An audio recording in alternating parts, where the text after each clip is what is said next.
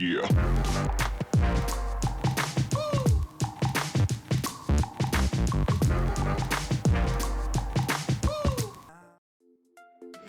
Bon, salut à tous, aujourd'hui je suis avec Rudy Koya pour faire une séance de kayak, on est à Palavas.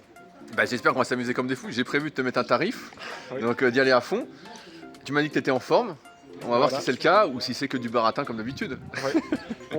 On va aller changer et on voit ça tout à l'heure. A tout de suite. Bah 3, 2, 1, top. Ok. On vient de tous lancer notre montre en même temps, comme ça on aura le même chrono qui s'affiche pendant la séance et ce sera plus facile pour se repérer. Aujourd'hui la séance est 5 fois 300 mètres, donc je l'ai fait avec Rudy Koya à droite et Tanguy Cattel à gauche. Donc Rudy que vous devez sans doute connaître si vous êtes un petit peu intéressé à la musculation, et Tanguy qui est un athlète de mon club qui est en équipe de France, moins de 23 ans. Donc là on est parti sur 20 minutes d'échauffement. Pendant toute la séance on a discuté tous ensemble, sauf qu'avec les bruits de la pagaie, voilà ce que ça donne.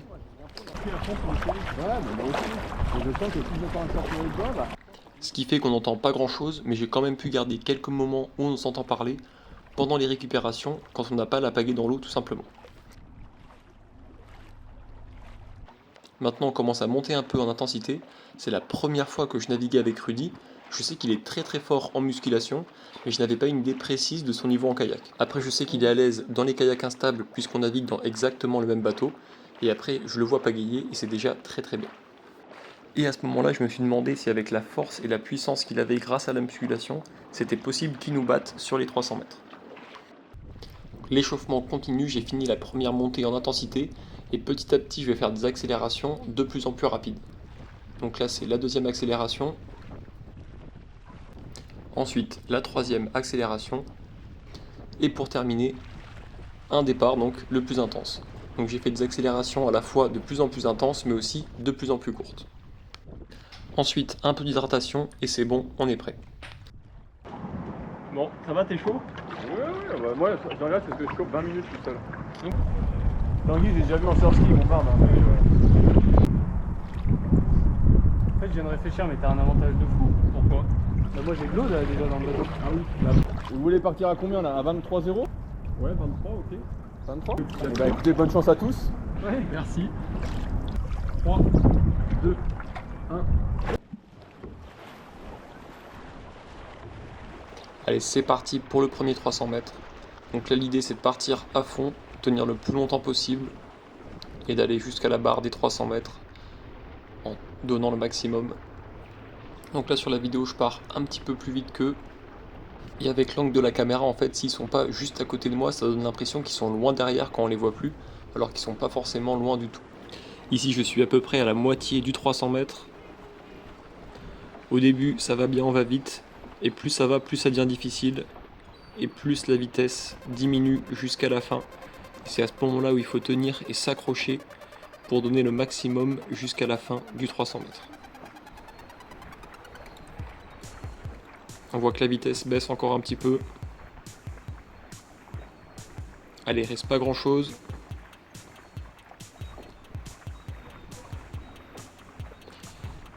Et voilà, c'est terminé pour le premier.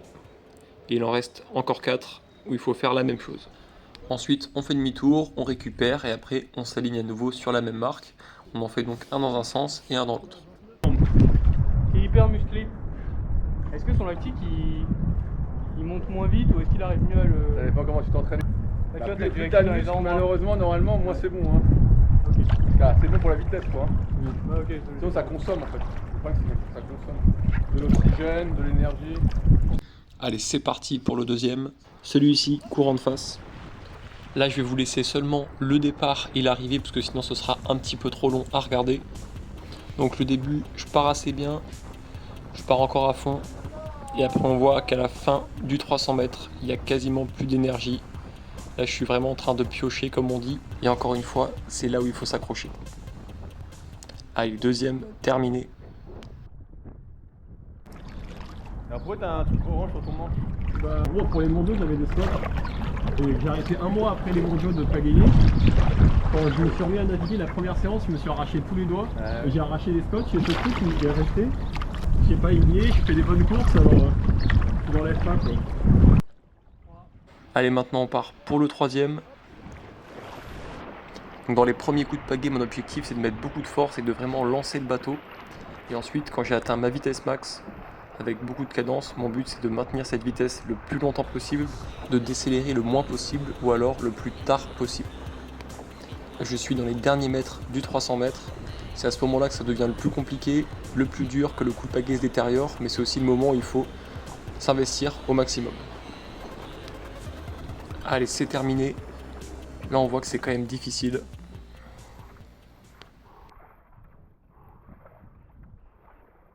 Allez, revenez à la fin là. En fait, il part moins vite, il est pas trop loin. Et après, putain. 40.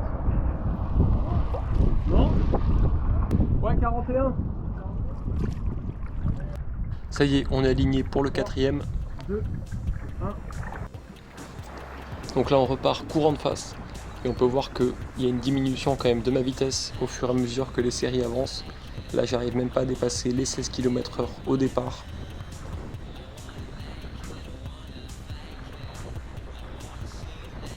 Allez, on est quasiment à la fin du 300 mètres. Là, c'est vraiment dur. Le coup de pagaie, il s'est complètement dégradé. Je pagaie mal, c'est très moche. Je lève les coudes à la fin du coup de pagaie. Je suis un peu recroquevillé sur l'avant. Mais ça veut dire que c'est dur et que je me donne.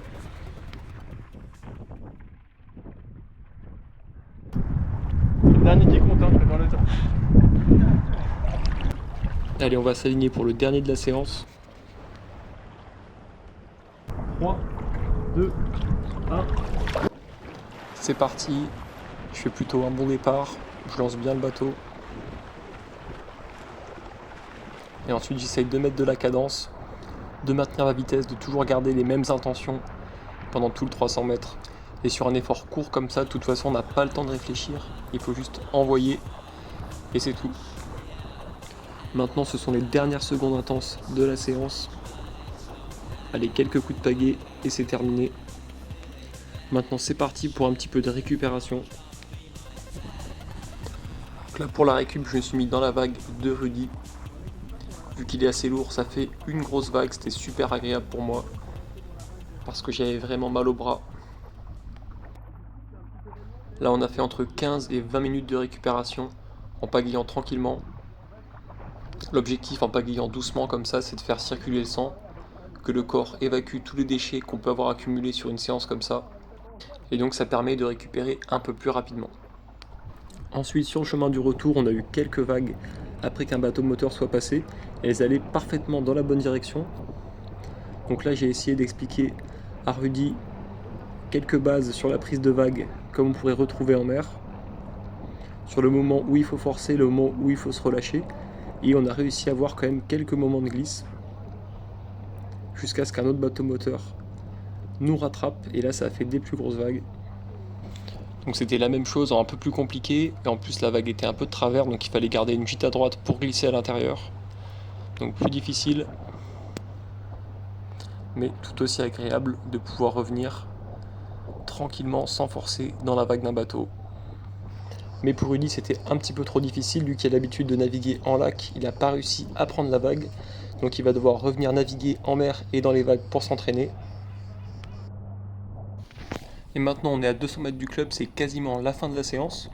En tout cas j'espère que cette séance d'entraînement avec Tanguy et Rudy vous aura plu. Pour me suivre dans mes entraînements et dans mes compétitions, je vous invite à vous abonner à ma chaîne.